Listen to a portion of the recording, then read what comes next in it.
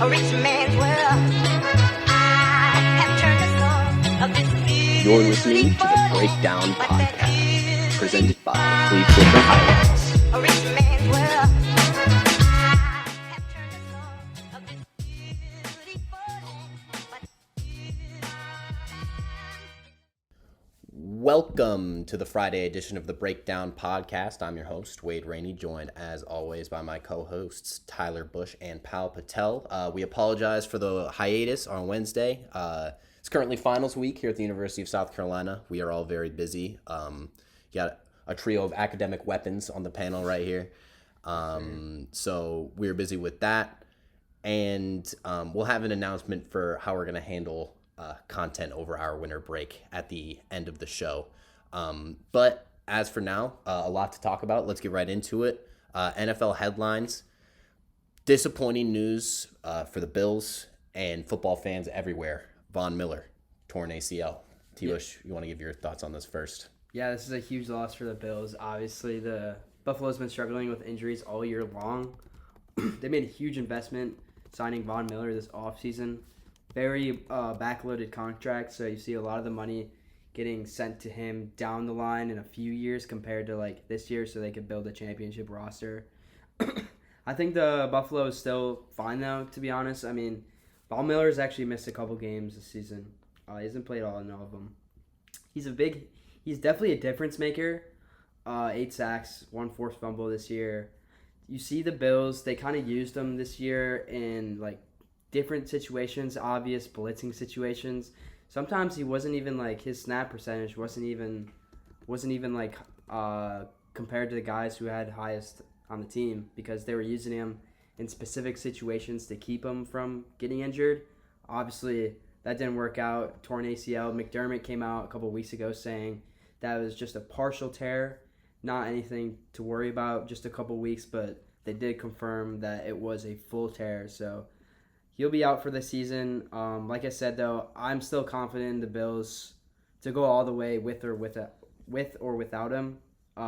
They did last year. They almost beat the Chiefs. If it weren't that for that 13 seconds, they didn't have Von Miller then. So I think they got enough star players on both ends to get the job done if they want to go far this year. Yeah, certainly a big piece that they'll be missing. I think it's interesting to point out, though, the Bills' defense has gotten better as the season has gone on, and you've already talked about how Von Miller hasn't played in a lot of these games. So if I'm the Bills, I'm not too concerned, but this is a very obvious blow to the championship aspirations.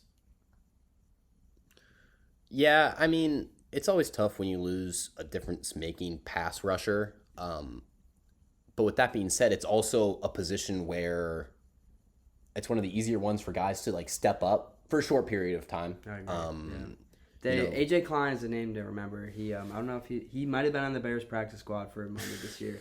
I'm not sure, but he was on the Bills last year. He won AFC Defensive Player of the Week or whatever last year, which is a good award for someone who comes up from the practice squad.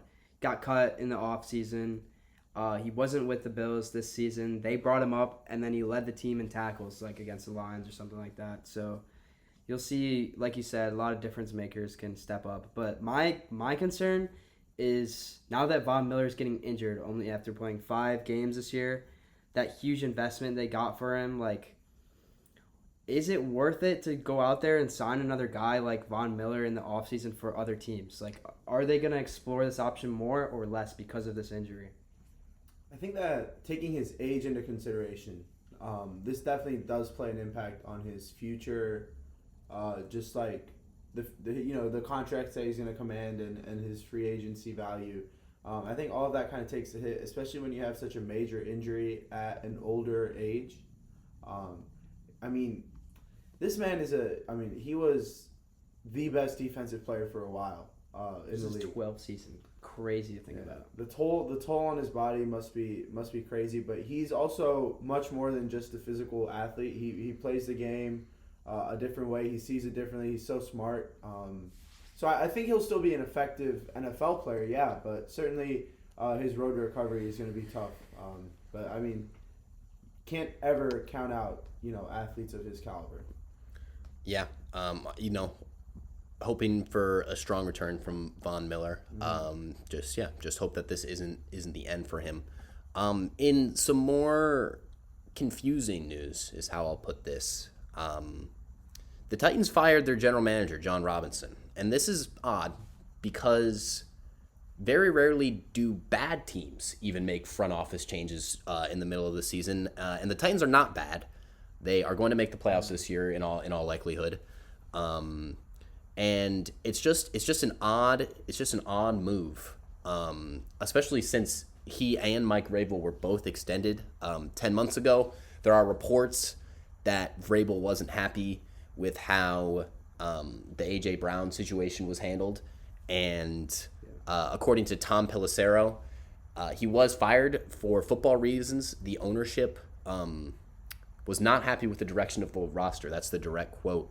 So what do you guys think of this? Do you think there was like some sort of internal thing going on with Robinson and Vrabel? Yeah, I'd love to touch upon this. I think it's very funny how this firing... Touch upon this? I'd love to touch upon this. I think this firing comes like right after A.J. Brown just like blew him up low-key. And I think... Yeah, I was going to say. I think that move, like this offseason, was a factor that came into the firing. A.J. Brown has obviously been explosive for the Eagles as well, proving that he can be more than just a receiver who's an athlete. He can catch the ball. He can run with it. He makes plays. He's a playmaker. And although they did end up drafting Treylon Burks, this team is good enough to win now with a good roster. And this year, obviously, the roster hasn't been there. I think drafting Malik Willis, Treylon Burks, those guys who are set for the future, like to be your future stars, they're not going to help you win now. They're just not. Malik Willis, obviously, we saw him against the Chiefs. He's not better than Ryan Tannehill by any means. And so I think trading A.J. Brown was a huge mistake. He's blowing up other teams away. I know you're an Eagles fan. You got A.J. Brown now, so you're pretty happy about that. I didn't expect that trade, by the way. The whole trade thing was going on about where he's going to go and where he's going to end up. And for me, it was like a pipeline dream. It was like, oh yeah, like it'd be insane to have A.J. Brown. Like every time I see an A.J. Brown highlight, I just see him literally run past someone or just moss someone. It's one of the two. It's either you see the truck he had against the caught the touchdown. He's insane, man. And so whenever the trade happened and I realized that we got him for so cheap, I was genuinely just surprised. Like I didn't think that his value was like as good as what some people were saying. Like they were asking for 2 firsts and all that at the beginning of it. We fleeced him for A.J. Brown. Like that was, and then A.J. Brown right now, he has 950 yards already on the year. He has more than 60 catches. The Titans don't have a receiver over 360 yards. Like they're How many touchdowns do the Titans receivers have this year? Wait, I'm going to guess. 6. I'd have to find out. I'm not sure. 6 is my guess. 6 total touchdowns. I say less than that, bro. I'll hit the under. No, Treylon Burks has a few. I'll hit the under on that, bro. 12. Well, that's just the Titans. That's just the Titans. That's what I was saying. I know, They've caught 12 touchdown passes. Yeah, but that's all their players. Yeah, no, that's what I was. That's what, Oh, that's as what a I was user. asking. I would have guessed more if I knew it was. Well, A.J. Brown is 9. So Yeah, that's what I was gonna say. A.J. Brown almost has. Yeah, so definitely an impact player, to say the least. But I don't think that it can just come down to one specific trade or one specific. I just think that this has to be something that's been bubbling over because we've seen the Titans. They've went out. They've made moves during free agency that have been splashy, but a lot of them haven't really paid dividends. Robert Woods, for example. Example. You go back a little bit further than that. They had Malcolm, or not Malcolm, but they had Malcolm Butler. Yeah. They bought another defensive back recently. He doesn't even play anymore. I can't think what his name is. But I just haven't heard of Tennessee having a lot of success in free agency. They haven't had a lot of success in the draft. And for certain teams, it's harder to build. And so whenever you have a coach like Vrabel and you have a very short prime with a running back like Derrick Henry, you have to do everything to capitalize. So I think this is a good move. Fresh starts, and we'll see what happens. Yeah, Derrick Henry. Obviously, the offensive line has not performed its standards this season, and makes me question how earlier would this GM be fired if Mike Vrabel wasn't the coach? So. Oh man, if Mike Vrabel wasn't the coach, this is a Titans team that is not above 500. No. Yeah, I was gonna say. I mean, I count Vrabel as one of the 2 or 3 best coaches in the entire NFL. I think that's where I've got him. It's tough. I he's feel not like that there's high so on many my good book. head coaches in the league now that it's very tough to rank them that Too high. many head coaches. Just with not enough legitimate playoff resumes. How many teams with the Texans or the Titans roster are as good as the Tennessee Titans? Or like I just think you have to put Andy Reid and Belichick before him if you're talking about like you playoff have wins. just because of respect. Like they've done so much As more good as Vrabel in the league. Like that's just yeah. You can have like your own power rankings type rankings and say that Vrabel's in the top 2 or top 3, but that's like in terms of maximizing talent, Belichick is maybe the only guy I would put over Mike Vrabel. Like Andy Reid has like he's got Mahomes. We saw the he's got all Titans those guys. have talent throughout these past couple What about years. Pete Carroll, They haven't though? done anything. Pete Carroll is up there. I don't know. Carroll, if They you're are gonna- amazing coaches. But the Definitely, Seahawks- they could both win Coach of the Year in my opinion. Like they win the AFC South. Mike they're up Tomlin? there. Maybe. Mike Tomlin's up there as well. There's so but many I mean, good like, coaches in I'm the only league. naming guys that are up there. I know he's up there. well, I'm just thinking. I just. Well, I think Then you that have Kyle there are more Shanahan names. and Kyle Matt Shanahan. LaFleur. I think Kyle Shanahan and LaFleur. Matt LaFleur are both a step down from the guys that I was just now naming earlier.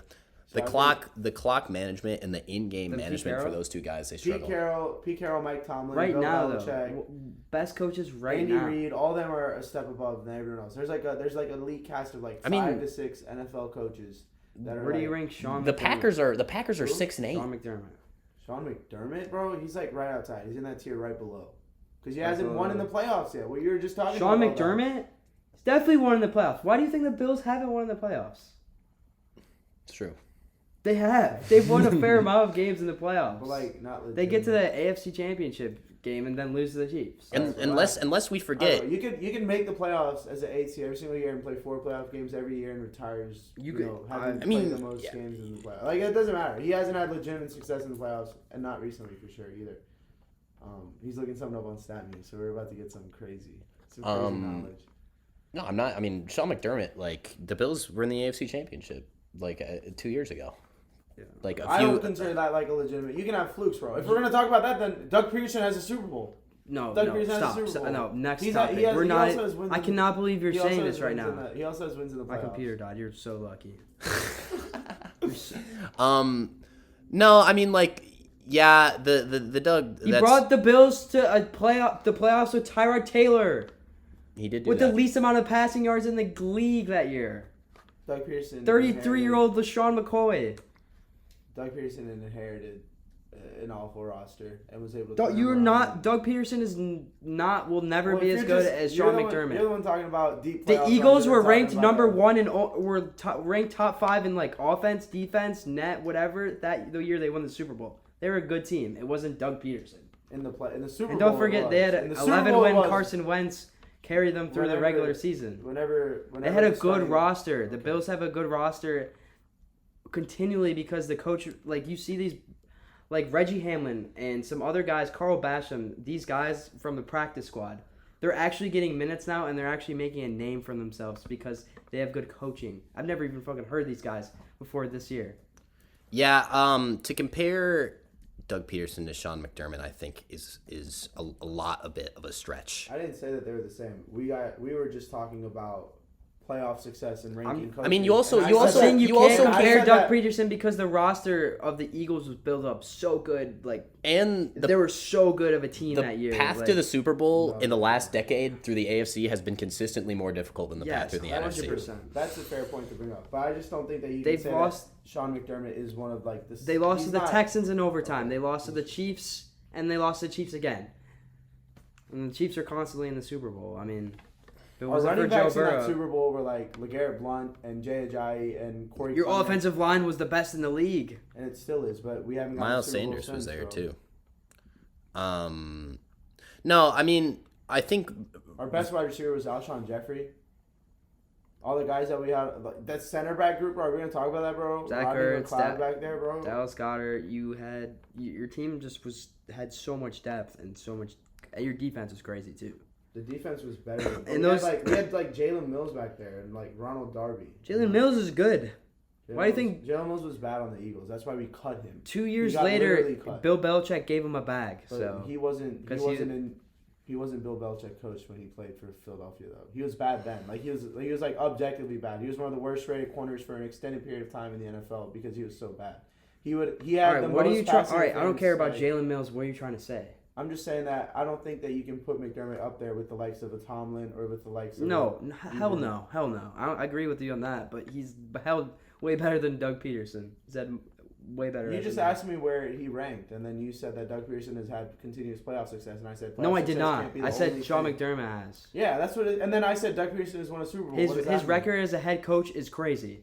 I understand that, Yeah, but I mean, and also that Doug there's Peterson. Doug Peterson Doug got Peterson fired. is not doing shit with the Jags right now. Like until we see him make the I'm not playoffs saying again, that he's a good I'm coach. not I'm convinced. saying that he's better I than mean, Doug like, McDermott. every- I'm just saying you can't. You Yes, can. you You did, can like bro. You cherry said pick that. stats. You can cherry pick stats. Is what I'm saying. I mean, with how Sean McDermott turned just like one of the Bills were the Lions. Like they were. They were for so a very, bad. We very, were the very run of the long league time. from 2012 to 2017. The Bills It were was terrible. miserable being a Bills fan. You have no clue. It was horrible. true. We Even were worse- worse than the Bears and the Eagles at their worst spots. Literally, we had that- no quarterback until Josh Allen, Kyle Orton, Ryan Fitzpatrick, Kyle Orton. fucking That's a Nathan deep cut. Peterman, bro. All these terrible quarterbacks. That's why I have so much passion behind this, because No. I know, being a Bills fan, that Sean McDermott's a good coach. not Not saying Doug he's not a good Barone coach. or Rex Ryan or any of those fuckers that we've Doug had Marone- before. Doug Like, Marone. that's what I'm saying. They haven't to succeed in Buffalo is hard.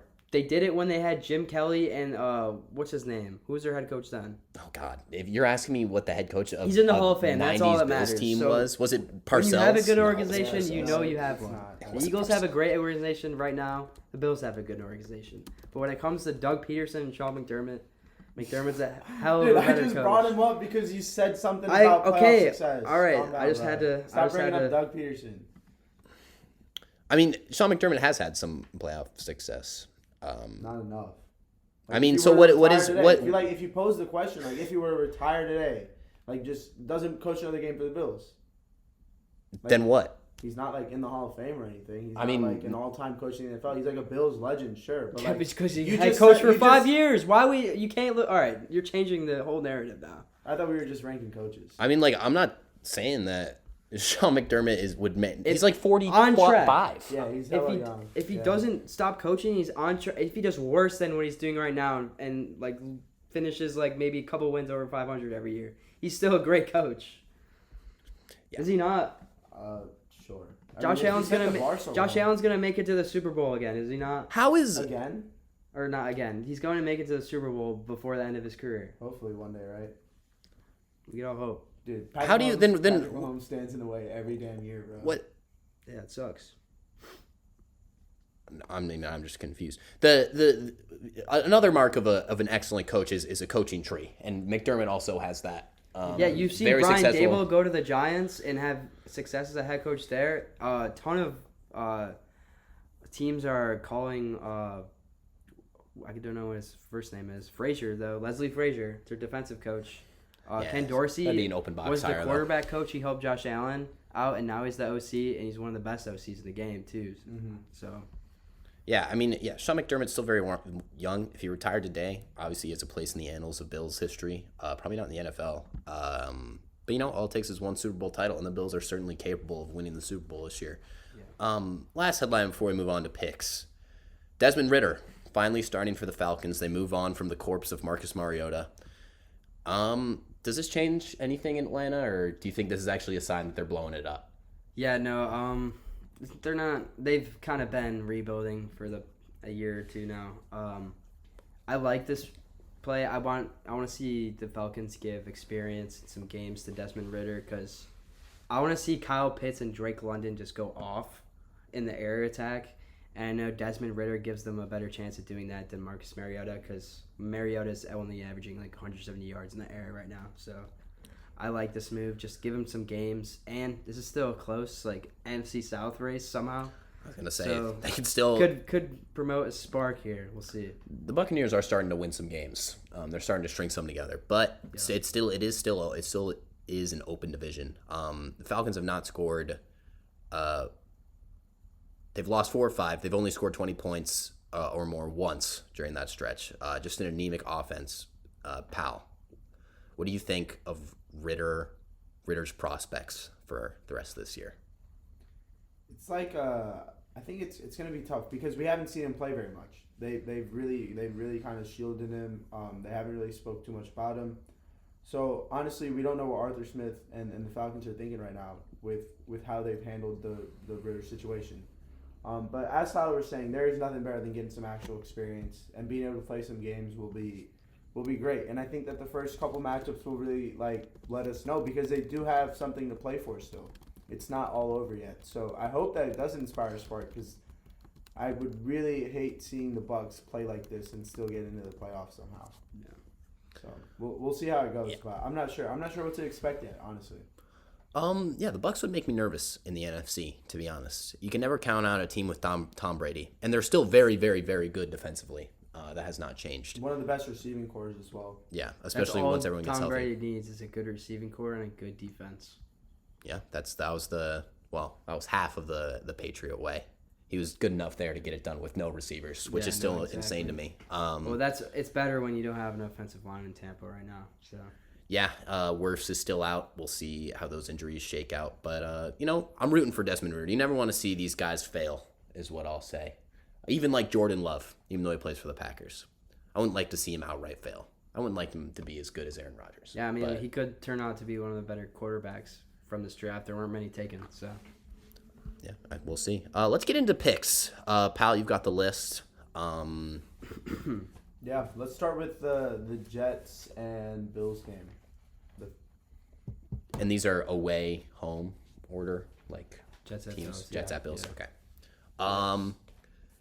Give me the Bills. I think that Mike White has another decent game, but I just don't think they have enough to get it done. Mike White throws for 2 touchdowns, but it's not enough as the Bills cover. What's the spread? I don't know. I just know the Bills are covered. Yeah, I'll take the Bills as well. They are the better team, or at least on paper.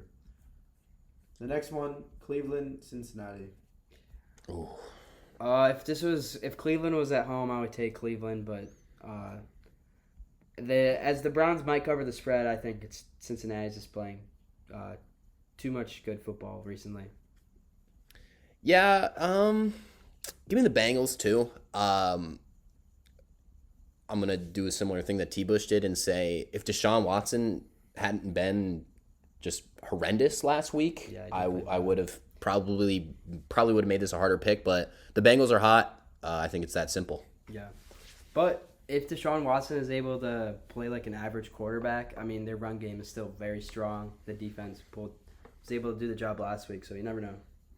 Next one, we got AFC North rivals, Baltimore, Pittsburgh. Are you not going to pick that one? Oh, sorry. I got Cincinnati. I thought I wouldn't need to explain that one for too long. Yeah, Baltimore, Pittsburgh. I like the Steelers in this one. I think if Lamar's out, that's going to make things tough for the Ravens offensively. You know, they got a good defense, but they've been struggling to pass the ball, run the ball, pretty much do everything to score points. I like Pittsburgh because they've been rolling, and this is a big divisional game, so they're going to get at least one, in my opinion.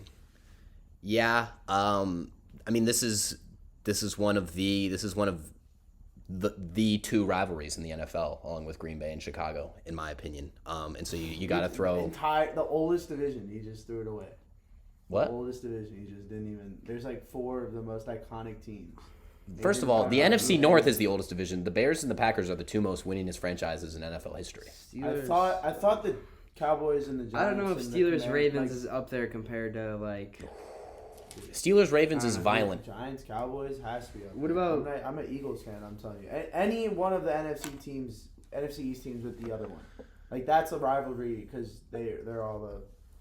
I don't know. I feel like I don't have the right opinion on that. What do you mean? And then the NFC West rivalries are also pretty crazy. The NFC West rivalries are pretty cool because those are. Yeah, Bleacher Report is from 2000. Those are relatively more newer teams. Bleacher Report, this is from 2012. Yeah. Best rivalries in the NFL. Number 1, Pittsburgh, Baltimore. Number 2, Chicago, Green Bay. Bleacher Report. I would just get his takes from a Bleacher Report article, bro. That's how you know. Sportsbrief.com, biggest rivalries, number 1 is Cincinnati, Pittsburgh, actually. Number 2, Chicago, Green Bay.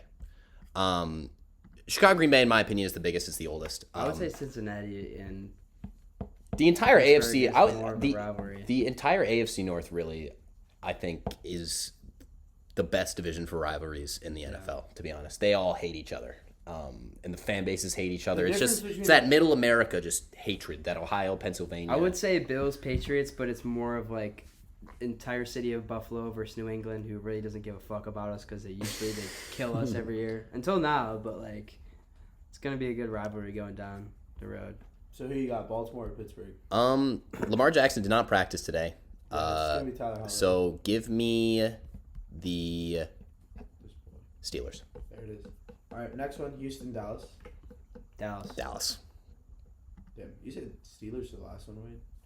Yeah, I mean, not practicing on Thursday. That's like cutting it. You start to cut it real close at that point. He's not playing for a few weeks. It's like kind of confirmed. He's out for 2 to 3 weeks. I think these defenses are exactly the same, and then Pittsburgh's offense has just been playing way better. So I got Baltimore. That's why. I think they'll find a way to win in a close one.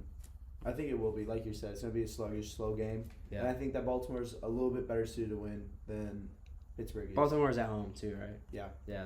I mean, yeah. Or good take. no, Pittsburgh. Yeah, Pittsburgh's at home. Oh, Pittsburgh's at home? Yeah.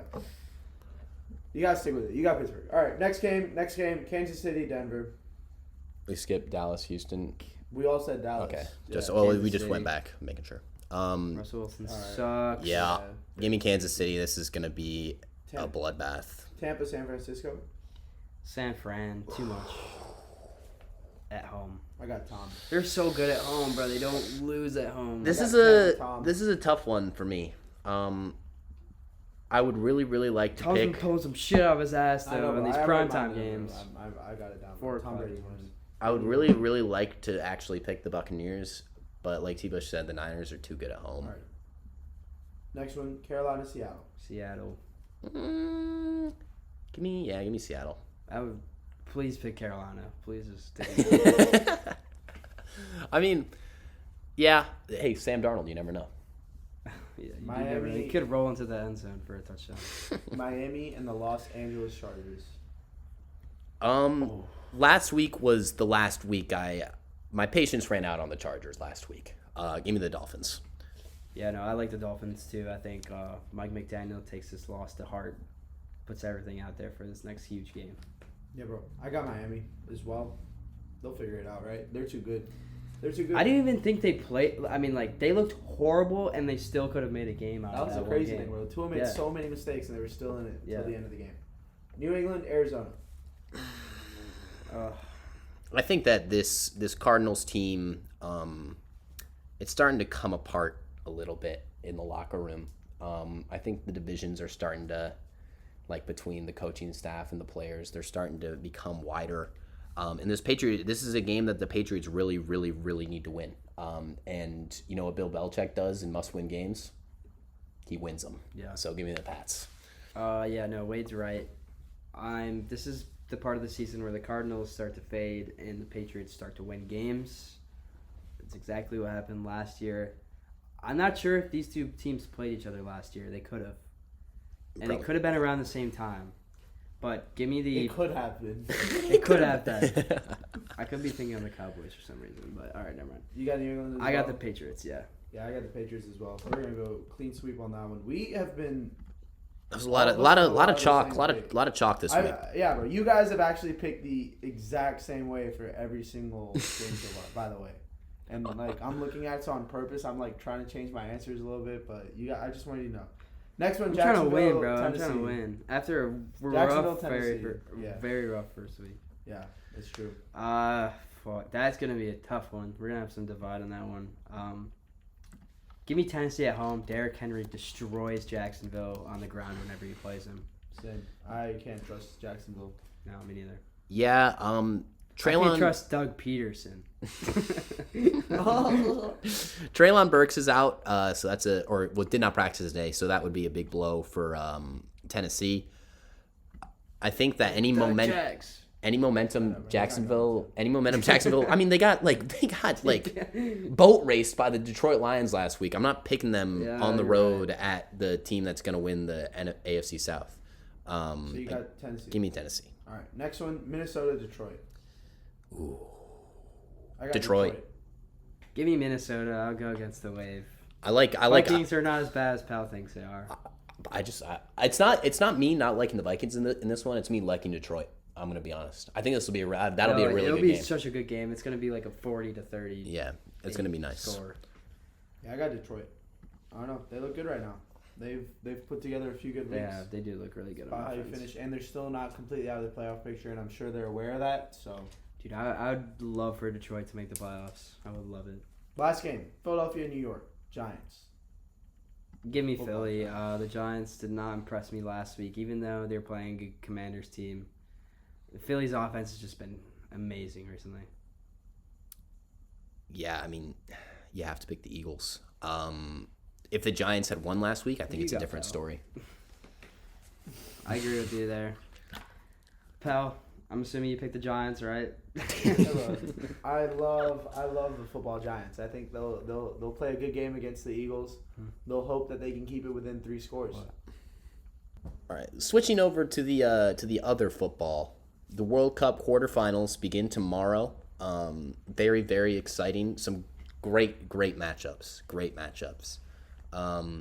Start with the games tomorrow. We've got the Netherlands, who knocked out America, obviously. The games will start today if you're listening to Oh, this. yes, of course. The games will be 10 a.m., 2 p.m. on Friday, 10 a.m., 2 p.m. on Saturday. So you'll be listening to this on the day that the Netherlands, Argentina, and Croatia, Brazil are happening. The Netherlands versus Argentina is a very, very intriguing one. And if not for a matchup on the other side of the bracket, we'll talk about in a second, it would be my game of the round. You've got the GOAT, Lionel Messi, playing in his last ever tournament against a Dutch side that they're not spectacular. They're not going to blow you away, but they're just so solid and they're so smart. And Louis van Gaal is a genius. Absolutely outclassed Berhalter in their game against us. Pal, I know what you want to see happen here. Yeah, man. I mean, I want to see Argentina and Messi keep winning. It's the story that we need to see written at least once, in my opinion. I think that too good a player, too good a career not to cap it off with the World Cup. I actually love the Netherlands. I like cheering for them. Typically in these kinds of tournaments, whenever we get down to the latter stages, they're a fun team. I like the way they play. They kind of sit back and then they'll just hit you with speed. They have some fun players. Like we gotta shout Cody Gakpo. I know that Memphis gets a lot of hate whenever he's playing for club, but I think that he's good both for his club and country. Also, drip lord Memphis Depay. Check out Memphis Depay's Instagram if you haven't. He is a model first and a soccer player second. And a musician, crazy. And a musician a close third. Yeah, exactly. A man of very many talents. And then Van Dijk is fun to cheer for whenever he's not wearing a Liverpool shirt. Denzel Dumfries, he played phenomenal against US. He is single-handedly the player that hella good. Yeah. If I remembered anybody on that Netherlands team, it was Dumfries, bro. That boy, he's big, bro. He's a big physical presence, and he just runs all he's game. So fast. He's stronger than everyone. He's faster than everyone, and he's so good with the ball. He's their key. He's their engine. Yeah. But yeah, this Dutch team is really good. So I think that this will be a closer game. Argentina has struggled against weaker opponents throughout this tournament. They haven't looked that sharp. They've just been clinical, and they've shown their quality. But I just want to see more from the supporting cast. Di Maria has been absent all tournament. I think that the younger guys, Enzo Fernandez or whatever his name is, he's nice. He's a baller, man. Mac Allister got his first. Dude, he's Mac Allister. He plays in England. He's just some English guy, but he'll never get to play for the English national team, so he changed his nationality to Argentina. So the Argentina team is a bunch of guys that are It's kind of lit. and then one guy named Mac Allister. Alexis McAllister. Yeah, bro, he's like a redhead. He's hilarious. But anyway, yeah, both games will be fun. We haven't really talked about Croatia Brazil yet, but I think both games will be pretty good. Although the Brazil Croatia one should be a little bit more lopsided. Yeah, I will say Croatia, man, you can never count them out. They're old. They're real old, and they look tired towards the end of that game against Japan that they played a few days ago. And guess who's not old And or tired because and- they have so much quality everywhere. It's Brazil. Yeah.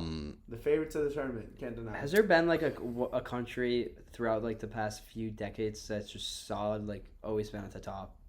I mean, Like, you've people got that turn a over lot of players. A lot of these countries. you've got all the Say obvious it. ones. Name a. Is there a team that's been or a country that's been top 5 for the past 20 years? Brazil. France and England maybe. Not England. England was like Oh 2008, yeah, not 2010. well. Gareth Southgate has been there for, I guess, since the Euros. So I mean, about 4 years now. Bra- for, So for 4 years. Brazil's for- like been yeah. the Brazil's really the only one because when I'm thinking about it, France got grouped in 2010. England was bad in 2008, like 2010. Spain got grouped in 2014. But yeah, I think France and Brazil are who you're looking France for. and Those Brazil. have been the two most consistent teams. Germany would have been up there, but they've gone out in the group the last 2 World Cups. But yeah, I mean, the one advantage I think that Croatia might have in this game, if Brazil doesn't run them into the ground first, is Brazil, how they like to play, they sometimes leave the midfield exposed when they're attacking. They have 2 guys, Luka Paquetá and Casemiro, who really, well, Casemiro, he didn't used to do this, but he's now, they like to make these driving runs from deep in Segundo midfield. Volanto, bro, the second choice. Yeah. He'll come out there. And I mean, he was the difference maker for him. He literally by himself, one strike of his foot was the reason they got 3 points in the group stage. So Yeah. I think he celebrated that goal less than the one that he scored for United that drew the game. By the way. It just means more at Old Trafford. I thought that was funny though, but that goal was a worldie as well. Yeah, no, but they like to make these driving runs from midfield, and if Croatia can utilize that space, I mean, for man, they've got one of the best midfields in the entire tournament. And With a future star playing in that center half spot, man. yeah, oh man, yeah. If you guys want to watch a player tomorrow, I guess today, keep an eye out. If you're listening to this before 10 a.m. Keep an eye out for Josko Gvardiol, center back for Croatia. Easy to spot because he'll be wearing a dope-ass Batman-esque mask. Yeah, and he's got a sweet beard, too. He's only 20 years old, and he's electric. And he'll have a lot of work to do against the likes of Neymar and Richarlison tomorrow. Let's move over to the other side briefly. The big matchup here is England-France. One of those like World Cup matchups that also have like the political type rivalries in it. Like, and I feel like, you know, England and France have been going at it for a pretty long time, just in general, like in history. But the big story here is how does England deal with Kylian Mbappe? Best player in the world right now, for my money. And he's been excellent this tournament too. So Josko Gvardiol. I don't know how to say it. I was like pretty much right. Yeah, Damn, January bro. 23rd, 2002, Josko Gvardiol was born, and he will Looks like be Jesus. he'll be starting He in does. a, He looks like He looks like a European Batman, bro. Yeah, he's a good-looking guy, man. He's certainly one to watch. He's like Josko. he's been linked to probably Real Josko. since his performance in the World Cup. Like Real Madrid's ready to pay a bunch of money to go get him. But Bro, that's the lit thing about the World Cup is like you can just show out for your country and just the get Korean And guy, it's already there's happened, bro. there's a Korean Yeah. guy who he had less than 1 million followers on Instagram. it was like less than like 40,000. It was like something crazy low. Yeah, it was like he was like maybe 20K, maybe 25K, but he scored a brace. He scored a second half. He scored 2 goals in like 6 minutes. In like the 60th minute, out of nowhere, Korea was down 1-0. Next thing you know, they're up 2-1. One guy got the brace, and his Instagram like went crazy, Damn. man. He went insanely viral. The World Cup it's a wonderful time, man. brings the world. Yeah, and if even if you just tune in a little bit, The memes are good too, bro. Morocco kicked out Spain, and there was a video. It went viral, but it was a guy who saw the team bus. Like you have to remember, the Qatar, everything was built like in this past few years or so. it's So, the like, size of it's smaller than Connecticut. Yeah, it's bro. all right so there. Like this guy, Yeah. he's just leaving the The stadium. entire country. Yeah, he's leaving the stadium after Morocco upset Spain, one of the biggest upsets of the World Cup so far. It was a penalty. Remember, I showed you the guy waddled afterwards. Oh yeah. Yeah. So, there was a Moroccan fan who saw the Spanish team bus, and he's like, "Oh, good game," and then he goes, "Airport this way," and like the players have the window down, like the Spanish players are looking at this guy, and he's like recording himself talking to them. Like it's one of the fun, you know exactly. Oh what I'm talking God, about, right? I saw. He was it. like I a saw Moroccan, it. and he was like, "Airport this way," and it's so funny. Like the Spanish players. I are just didn't giving him hear you death say stares. airport, so I didn't get the joke. Oh, at first. sorry. Yeah, I like was- they're in the team bus Airport, after the that's funny game, as and shit, he's like, yeah. "Airport." He's like talking. He's like, good game," and they're like staring at him, windows down, so they can like they're like face to face. Yeah. But anyway, World Cup is a beautiful time, and it's sad to think, but we are. I know we're almost done. We have like what 8 games left now. Yeah. Something like that. So Yeah. enjoy it while you can, man. Yeah, but England, France. That's a matchup everyone's gonna have their eyes on. I think That's a big game. Whoever wins, I mean, after Brazil, they would probably be the second. You know, like the team that is favored by the most. And I would have agreed with you until Portugal beat Switzerland by 5. But now I think that you can't. I think that I was high on side Portugal. bracket's I was tough. high on Portugal before the tournament started. I said that they have one of the strongest midfields collectively. And so I mean I think that this Portugal team could really make a run. I'm not too surprised by the way that they've played. If I'm going to be completely honest, I think that they should make the Final Four. If they're not in the semifinals, they did something wrong. Like, and I thought that before the tournament started. But it's surprising because none of us probably would have predicted who the players that have stepped up for Portugal, who they are. Yeah. Before we get into that, we'll give you a couple players to watch. England, France, obviously. I mentioned him already. Kylian Mbappe. If you don't know who he is, bro, find out. Familiarize even Charles yourself. Barkley, bro, that boy Mbappe. That boy Mbappe. He's one to watch. That boy France, they got that boy.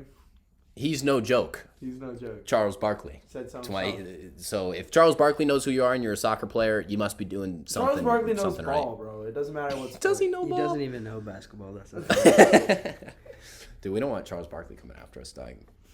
Dude, I love Charles Barkley. You guys hate, but smartest man that's come out of Auburn, bro. And then for England, I'll give a player that might be flying under the radar just because of the position he plays, but he's gonna be absolutely crucial to England's chances of winning this game. If this guy doesn't have a good game, England will not win this game. And I think you know Harry who. Maguire! No, No? Oh. he's the guy who's going to be playing to the right of him, and that's Fair enough. Kyle Yeah. Walker, who will Kyle be. Walker is so the fact that he's playing is. I mean, I'm not surprised. Are you surprised? Is he the right choice to play right back?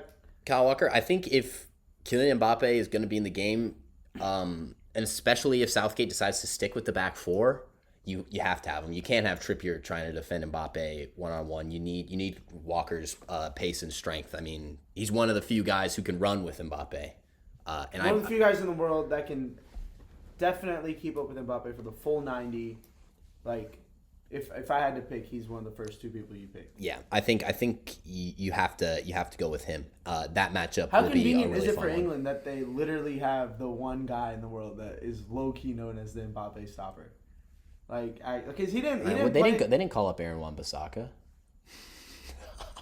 Has he even played? He actually had. He did a great job when they played him in the group stage a couple years Oh ago. yeah, whenever United actually used to play in the championship. No, but Kyle Walker is definitely a player to watch. I hope they play Phil Foden as well. Phil Foden, whenever he plays for England, the team looks so much better. I just think it's. Yeah. I think it's pretty obvious now. I hate to break it to you, Mason Mount's starting this game. That's just a fact. They need his defensive work. Southgate wants his defensive work. True. Southgate wants everyone's defensive work, and then he's sitting there trying to figure out why he can't score goals. Yeah. Well, that'll be a great game. That's my game of the round, to be honest. But then this one. Wow, that's your game of the round, Wade. I would say so. Oh, okay, yeah. This one, Obvious. Pick. I think, Netherlands Argentina will be pretty good. England. Morocco Portugal.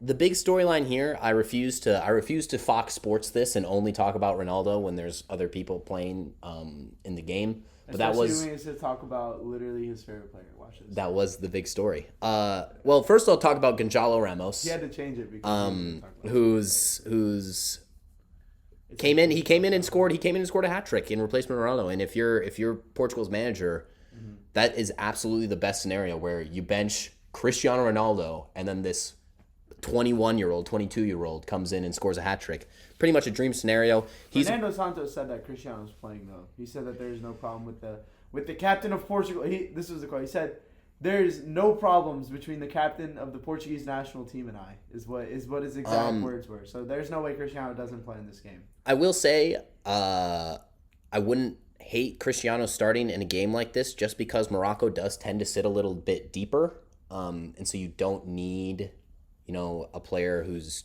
like going to be dropping into midfield as much. You need a guy who's going to be a lethal finisher, and Cristiano Ronaldo certainly has that ability. He hasn't shown a lot in recent weeks. But let's talk about what makes Portugal tick, and that right now is Bruno Fernandes, a player who last season for me was one of the most frustrating players to watch in the world, just because he's so good.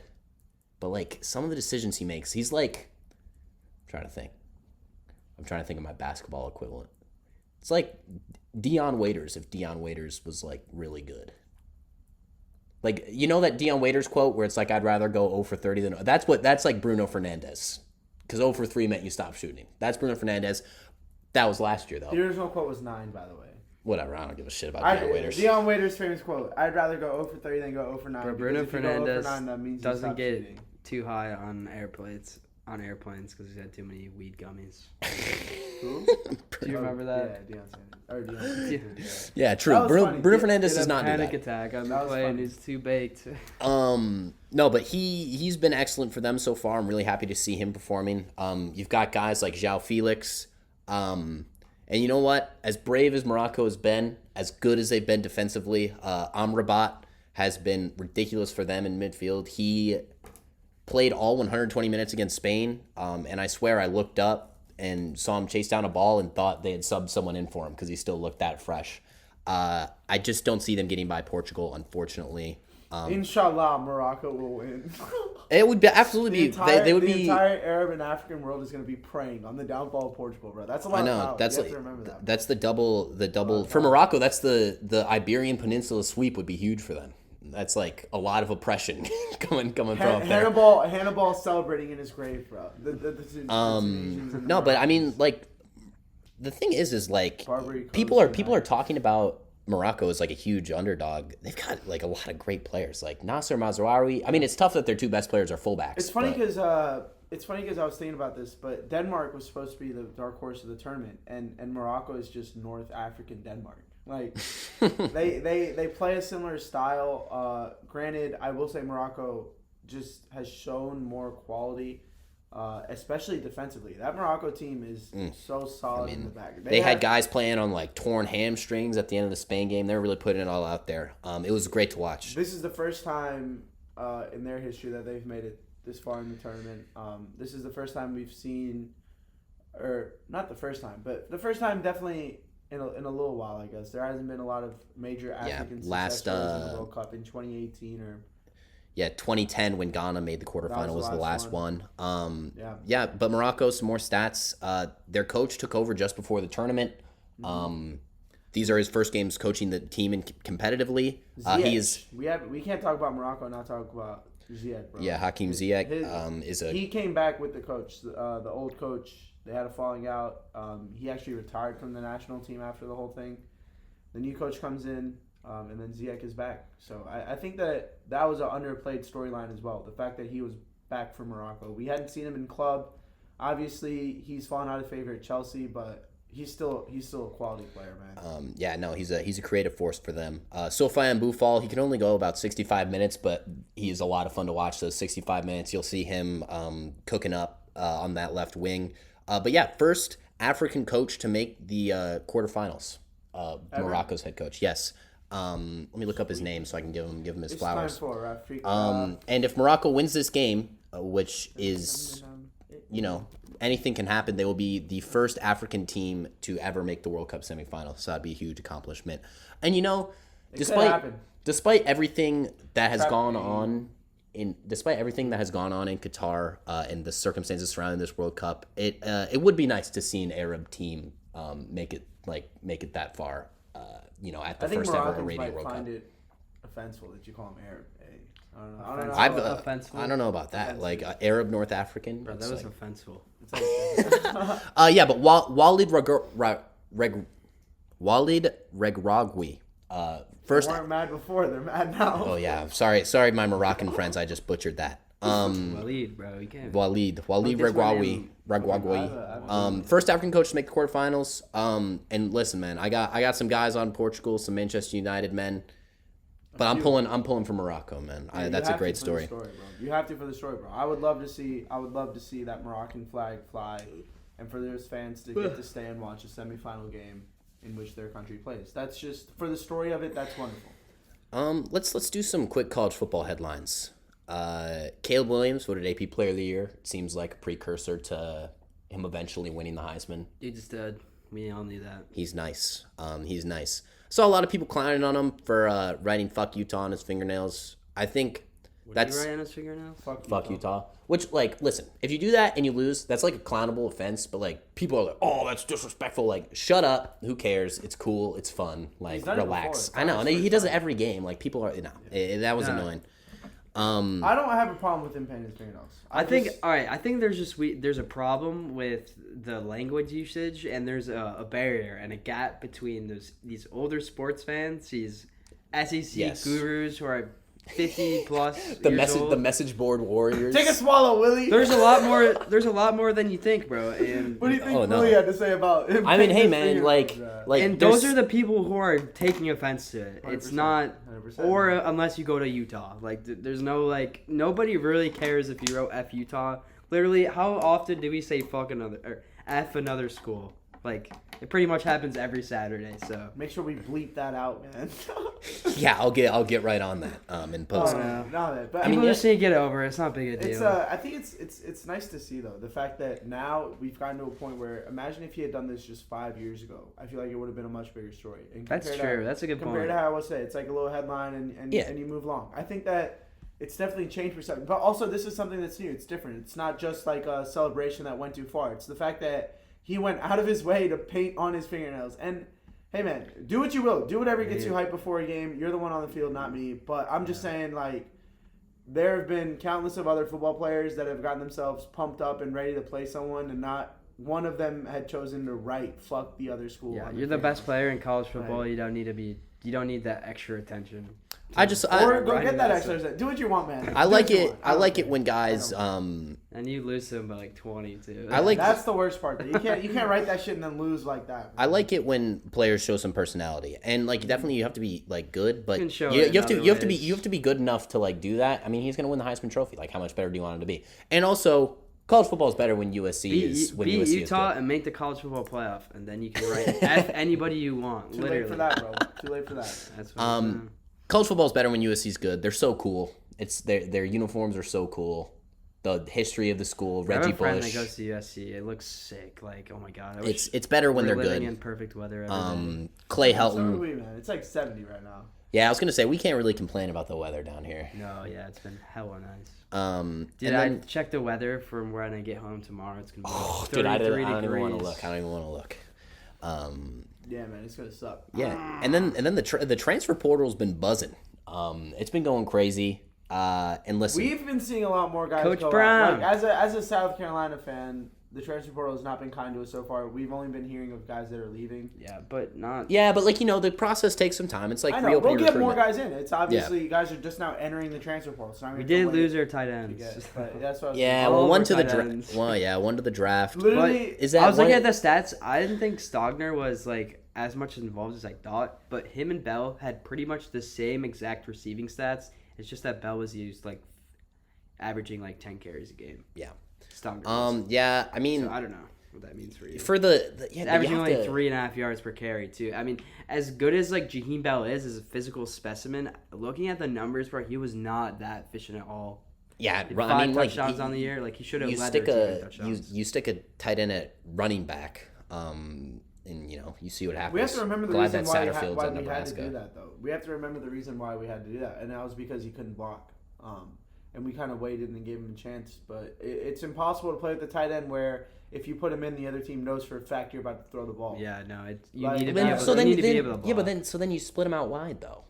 Yeah, Like, but I just don't think it was a problem of him not having the right talents or the right I don't skills. think- I just yeah. think it's a usage thing.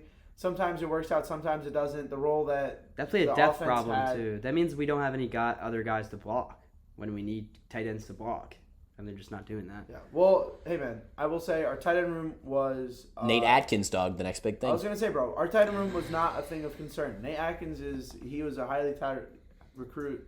And now, and transferred in and had a great game against Clemson. And I was gonna say, bro, Yeah. and the fact that they're transferring out versus going to the NFL draft. Is Both- Jaheim both- Bell is? I thought they were both eligible. No, Jaheim Bell is. He transferred out.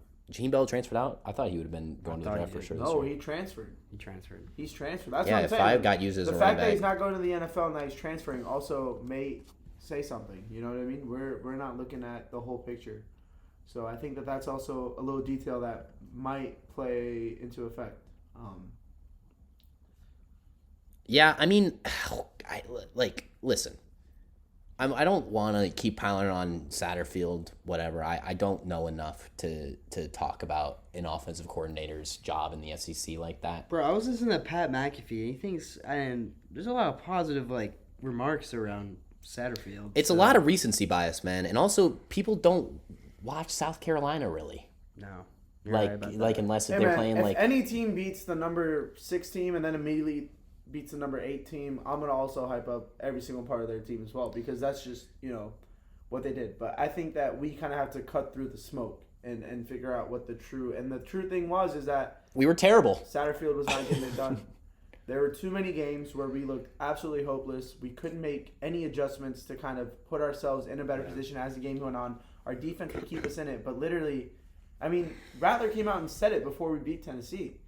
The offense at that point just was looking dysfunctional, and he said that we needed a better game plan and we needed to approach the week and the games differently. And he said all this stuff, and then we saw all these things happening. So I just think that it's interesting. It's interesting because now I think we'll really get to judge Shane Beamer's offensive mind.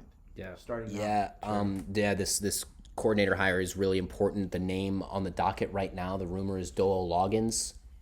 Has NFL experience. A lot of people. Not a lot of very Freddie Kitchens is on our staff, right? A lot of people like him to be maybe step up as We OC do as have well. pretty kids on our side. I'm gonna be honest. I would like that promotion more than I knew that name sounded familiar, and then I realized he was the Bears OC 2016, 2017, and so now I do not want Doyle Loggins. Bro, he was the head coach when Baker went off his rookie year. Yeah, I don't want him personally because of Well, Kitchens was, yeah. yeah, Kitchens was. I personally would want just an offensive coordinator that is willing to try something different. I hope that we don't bring in one of those traditional SEC coaches that are going to sit here and explain to us about how we just need to run the ball on first and second down every single time, and then kind of go from there. I think that. Well, a big part of it has to do if Rattler stays or not. I mean, even if Rattler doesn't stay, we have to kind of plan for him not staying. I think. Yeah, agree. And another thing is that the positions that we're losing players at aren't positions of need right now. Quarterback and tight end are not overall positions of need. We have a pretty decent QB room. Yeah.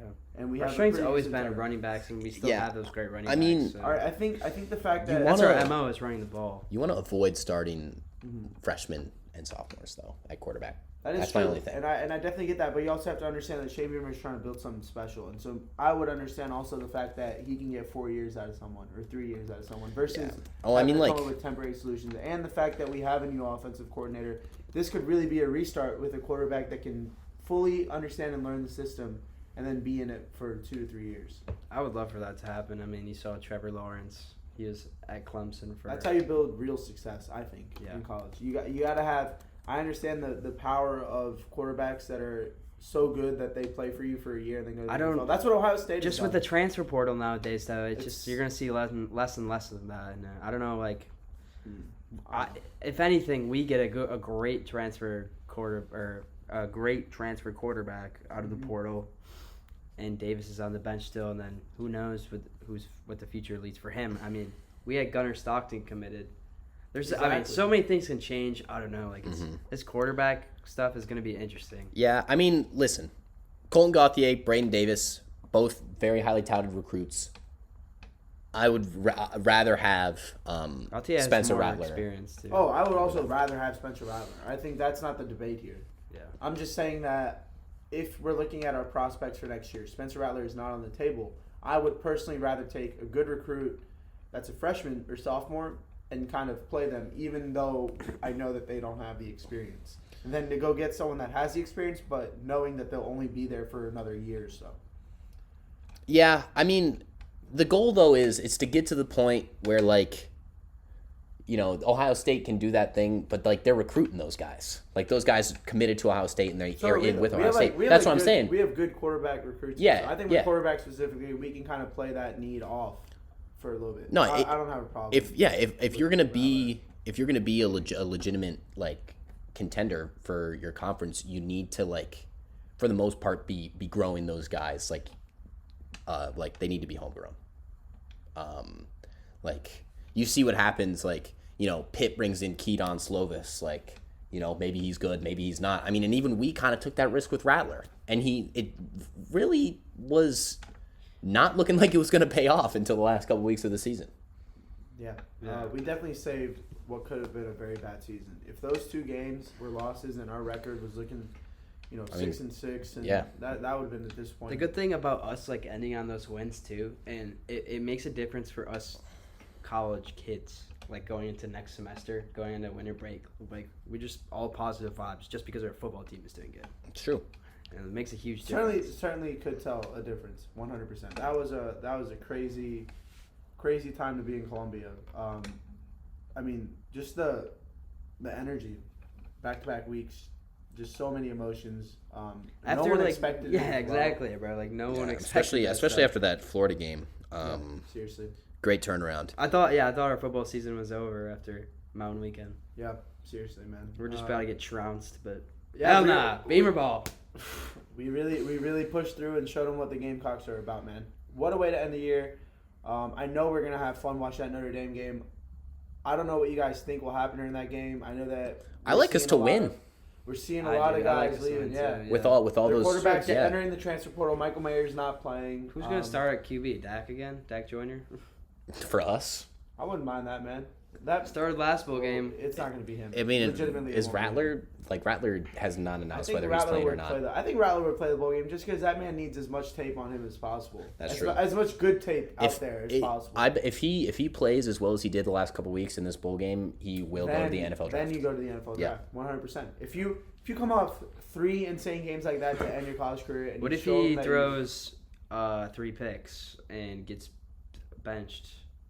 In the third quarter. If he gets benched, then he'll transfer. Yeah, if he gets benched, he's gonna transfer. If he throws 3 picks, then I think he might be back ready to work hard the next year, man. I just would really like him. I just would really like him to stay. But with the consistent stance, I have to take all across the board. You never know though. With the NLI money, bro, it might be worth it to stay. NLI. It's true. NIL, sorry. It's true. That's a big aspect nowadays. Yeah, but like. I will never hate on any young man, any young athlete chasing their bag. I will never hate on that. So if I was in their shoes, I'd do the same. Exactly. I remember being at Chipotle and Spencer Rattler pulls up in the biggest goddamn Ram truck I've ever seen. I've seen this truck, man. I'm just leaving Chipotle and he's just got it. He looks like he's got this blonde like albino look out his tinted windows. Bro. Oh man. His truck is so nice. His truck is very nice. Just an electric human being. He's hilarious, man. He's a vibes guy indeed. Yeah. So definitely became more likable. Oh, for sure. He's just one of those guys you'd rather have him playing for you than against you. Yeah, absolutely. I mean, yeah. So unless you guys have anything else, any other headlines? That's it, bro. Yeah. I think so. Christmas break is coming up. We will be gone for 4 weeks. We will try to just push content out there. We're gonna try and do like a Zoom. Yeah, do some quick episodes. I'm not paying for Zoom Pro or whatever it's called, so it's gonna be 40 minutes tops. 40 minutes tops. Sorry guys, but hey man, it's the holidays. Go spend some time with your family. Stop listening to us. Yeah, seriously. But yeah, if you made it this far, thanks for listening, and we will see you all at an undetermined date. Yeah, seriously. Next time we see you is the next time we see you, man. That's how it goes. That's usually how it goes.